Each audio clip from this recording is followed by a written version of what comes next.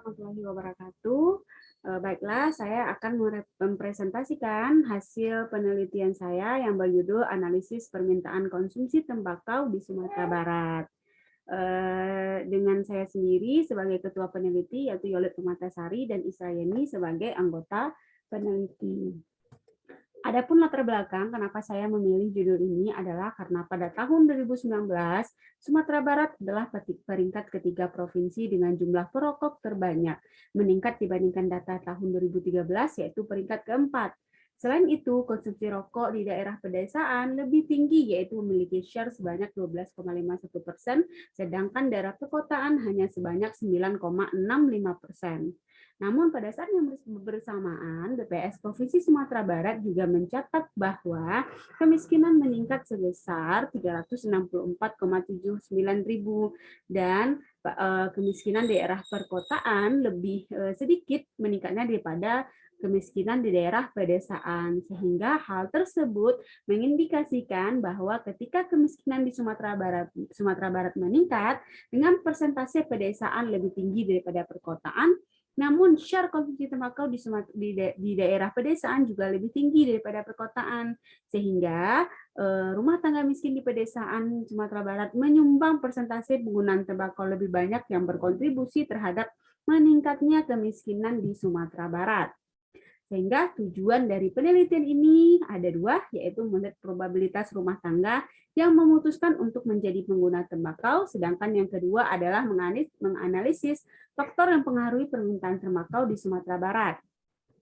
Sebagaimana tujuan ada dua, model penelitian dalam peneliti ini juga ada dua.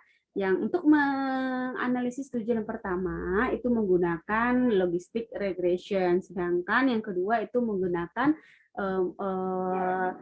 regresi linear berganda. Untuk data sendiri itu didapatkan dari Survei Sosial Ekonomi Nasional pada tahun 2019. Populasi dari penelitian ini adalah pengguna tembakau di Sumatera Barat, sedangkan sampelnya adalah angkatan kerja yang berusia 15 tahun ke atas yang menjadi pengguna tembakau di Sumatera Barat.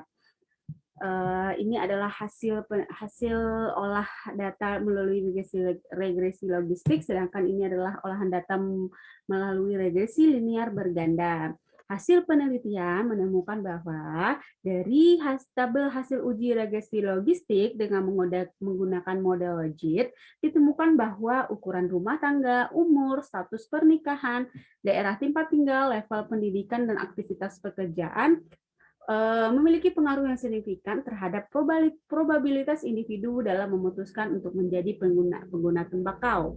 Sedangkan pendapatan dan fasilitas rumah tangga diketahui tidak memiliki pengaruh terhadap probabilitas individu untuk menjadi pengguna tembakau. Sedangkan hasil estimasi pada metode dengan menggunakan metode regresi linear berganda untuk melihat faktor-faktor apa saja yang pengaruh permintaan konsumsi tembakau di Sumatera Barat menemukan bahwa pendapatan, umur, jenis kelamin, status perkawinan, tipe daerah, tingkat pendidikan, status pekerjaan, dan status kepemilikan rumah signifikan dan mempengaruhi jumlah konsumsi rokok di Sumatera Barat. Sehingga dari penelitian ini kita bisa menyimpulkan bahwa faktor sosial dan ekonomi signifikan dalam mempengaruhi permintaan tembakau di Sumatera Barat.